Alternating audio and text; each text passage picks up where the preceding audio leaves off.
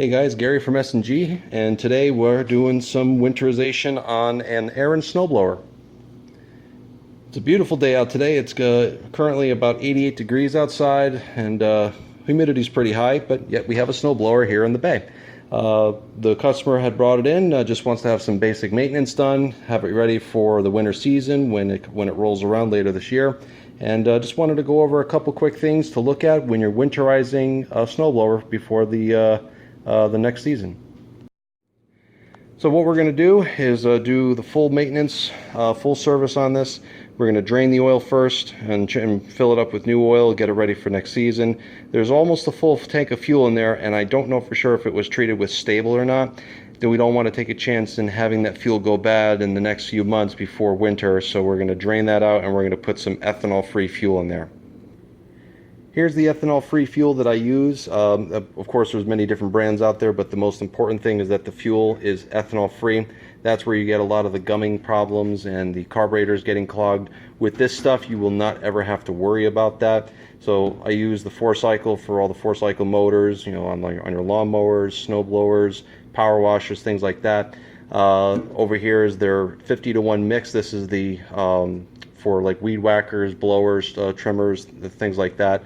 That uses the 2-cycle engine oil mix. So this stuff is ethanol free as well, especially for when you're storing it for the winter. This is the best stuff that you can use.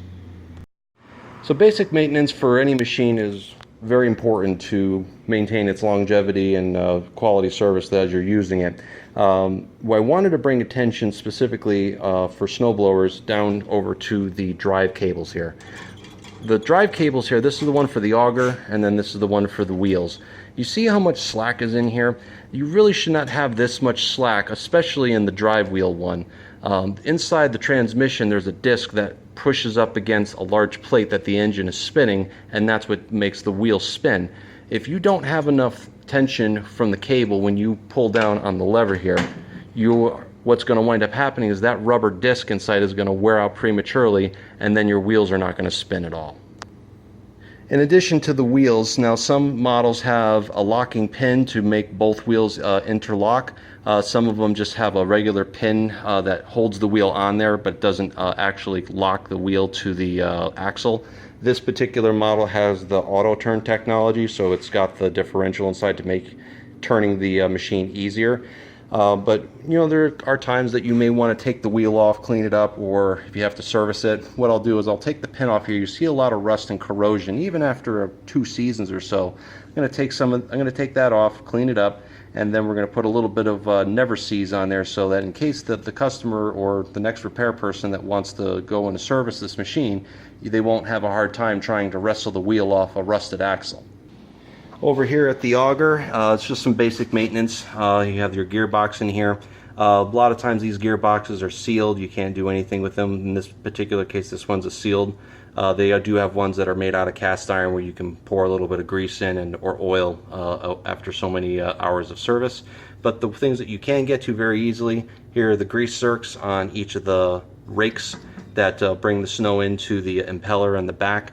So definitely squeeze a little bit of grease in here until you start seeing it coming out of the bearing, and that'll make sure that it stays nice and lubricated. And finally, just some of the smaller details. They do have, this particular model has shatter pins right here for the rakes. It's a good place to have some storage in case you needed one. These are special bolts that are designed to break at a certain tension point instead of bending, so you don't destroy anything more expensive in the transmission. So if you hit a rock or you hit a hard piece of ice, that's what that bolt is designed to break. In addition, to make sure everything is working properly, you want to, just add a little bit of grease, lithium grease specifically, to some of the joints here so it doesn't, squeak or anything like that. Water is an inevitable thing during the winter with melting snow, and that should keep everything in tip-top shape, ready for next winter.